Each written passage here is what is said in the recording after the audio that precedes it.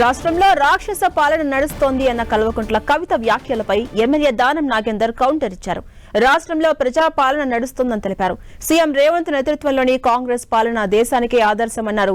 కవిత వ్యాఖ్యలను ఖండించిన దానం సొంత తండ్రిని రోపోగా అభివర్ణించడం తగదన్నారు. తల్లిదండ్రులను గౌరవించుకోవాలని హితవు పలికారు. తెలంగాణలో ఒక మంచి పాలన జరుగుతుంది. మళ్ళీ వాళ్ళ అన్న మాటలు మాత్రం తీవ్రంగా పరిగణించాల్సి వస్తుంది. ఎందుకంటే ఒక రాక్షస పాలన అన్నారు. తెలంగాణలో ప్రజాపాలన జరుగుతుంది. ప్రజలకు చేరువుగా ఉండే ప్రభుత్వం జరుగుతుంది.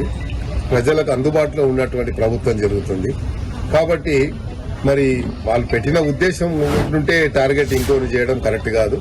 ఎందుకంటే మరి సొంత తండ్రినే రోబోలోగా మారిపోయింది అన్నారు. అంటే అంతకంటే దయనీయమైనటువంటి ఓడి ఇక్కడ ఉంటుందా? అది మనం ఆలోచించుకోవాలి. తల్లి గురించి తండ్రి గురించి మనకు జన్మనిచ్చిన తల్లిదండ్రులు ఎప్పుడు కూడా మనము అగౌరవపరచం.